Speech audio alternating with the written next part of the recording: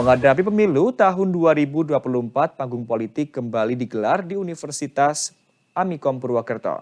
Mengusung tema pemilu di era digital, dialog mengangkat topik kaum muda yang dianggap apatis terhadap politik. Menghadapi pemilu tahun 2024, panggung politik kembali digelar. Kali ini, panggung politik digelar di Universitas Amikom Purwokerto. Hadir sebagai narasumber Ketua PWI Banyumas Lilik Darmawan, Ketua Komisi C DPRD Jawa Tengah Bambang Haryanto, Akademisi Komunikasi Politik Amikom Alfian Muhazir, dan Ketua Aji Banyumas Rudal Afgani. Mengusung tema pemilu di era digital, peserta didominasi para mahasiswa sepurwokerto dan lembaga pers mahasiswa. Dalam dialog kali ini, permasalahan yang diangkat yakni mahasiswa yang dianggap apatis dalam dunia politik dan juga pemilu 2024. Ketua PWI Banyumas Lilik Darmawan mengatakan, mahasiswa saat ini melihat pemberitaan melalui media sosial dibandingkan dengan media mainstream. Apalagi di tahun politik kali ini, hal ini menjadi tantangan tersendiri bagi media mainstream. Guna beradaptasi, media mainstream ikut menggunakan media sosial hingga tercipta kolaborasi antara media mainstream dan media sosial.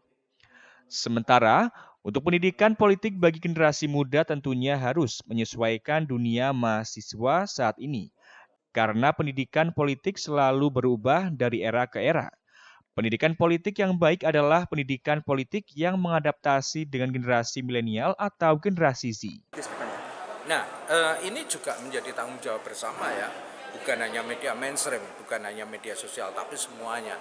Saya kira pendidikan politik ini menjadi kata kunci, tetapi pendidikan politik yang tentunya menyesuaikan dengan apa yang menjadi dunia mereka sekarang.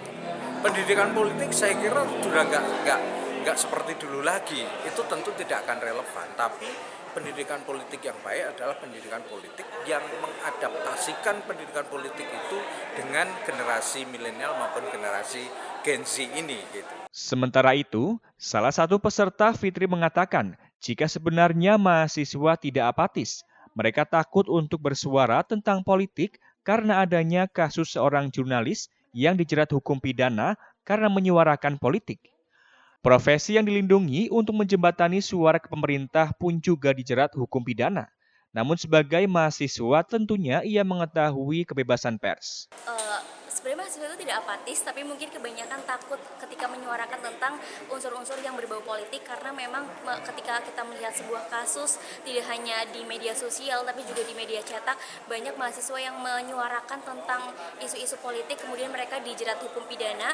Tapi bukan hanya mahasiswa, tapi setingkat jurnalis aja ada yang beberapa dijerat hukum pidana karena menyuarakan hal-hal yang berbau isu politik. Tapi ternyata saya menyadari bahwa sebagai mahasiswa, kalau kita diam saja, kalau kita takut terus, itu kita nggak bakal maju, teman-teman. Kita nggak bakal bisa menjadi jembatan antara rakyat dan juga pemerintah terkait dengan politik. Maksudnya gini, mahasiswa itu kan adalah salah satu jembatan ya dari politik maupun rakyat untuk sama-sama membuat bangsa ini menjadi lebih maju, atau kita mengkritisi apa yang sebenarnya salah, kemudian kita membuat hal itu lebih baik. Tapi jika kita terlalu takut, kita takut dijerat hukum dan lain sebagainya, itu tidak akan bisa maju kitanya atau bahkan rakyat kita juga. Kemudian Sementara itu, Akademisi Komunikasi Politik Amikom Alfian mengatakan, sikap apatis sangatlah berbahaya bagi masa depan negara dan juga mahasiswa.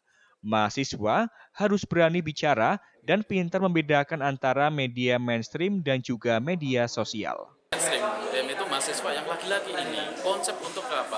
Literasi bermedianya ini harus ditingkatkan, dipilih media ini bisa dipertanggungjawabkan secara kontennya atau tidak, diruntut ini kontennya ini bisa dipertanggungjawabkan atau tidak.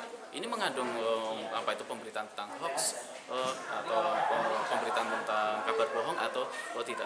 Nah, untuk membangkitkan itu lagi-lagi adalah keilmuan tentang meningkatkan tentang literasi media. Ini menjadi PR besar, terutama PR besar generasi muda bangsa Indonesia saat ini. Harapannya mahasiswa dapat terus belajar memperbaiki tentang literasi media.